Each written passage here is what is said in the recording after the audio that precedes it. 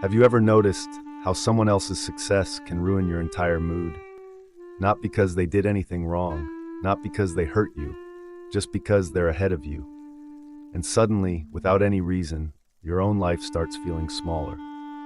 Be honest. You've felt this more times than you'd like to admit.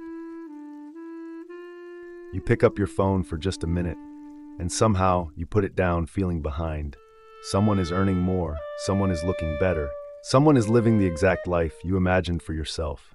And without even realizing it, you start measuring your worth using someone else's timeline. You don't say it out loud, but inside a quiet voice whispers, "Why am I not there yet?" And that one thought is enough to steal your entire peace. But here's something important to understand. Your mind was never designed to feel content. It was designed to compare. Because thousands of years ago, comparison meant survival. Who is stronger? Who has more resources? Who is ahead? Your brain is still running that same program. But now, instead of survival, it's comparing lifestyles. And here's where it becomes dangerous. You're not comparing realities. You're comparing your behind the scenes to someone else's highlight reel. You see their success, but not their anxiety. You see their results, but not their sacrifices.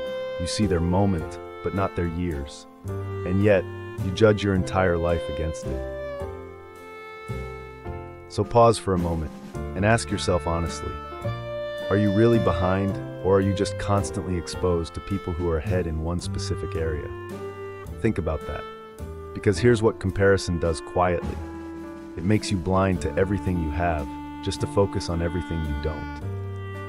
And the most important question of all, who would you be if you stopped looking sideways for validation?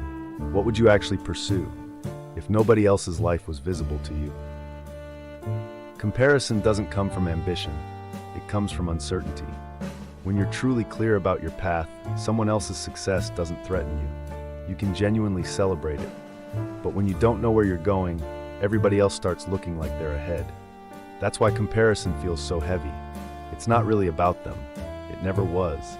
It's about that quiet doubt inside you that whispers, maybe I'm not enough. But ask yourself this, is that really true?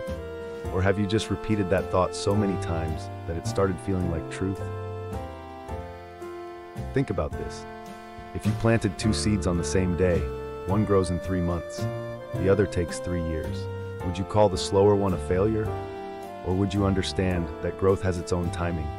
Your life is that second seed, still growing, still becoming, just not on someone else's schedule. The problem was never their success. It was the meaning you attached to it. You made it proof that you were falling behind.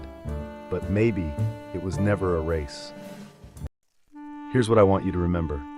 Every time you compare yourself to someone else, you are using the wrong measurement. Because you are not running their race. You never were. You have a different starting point, a different path, a different timeline.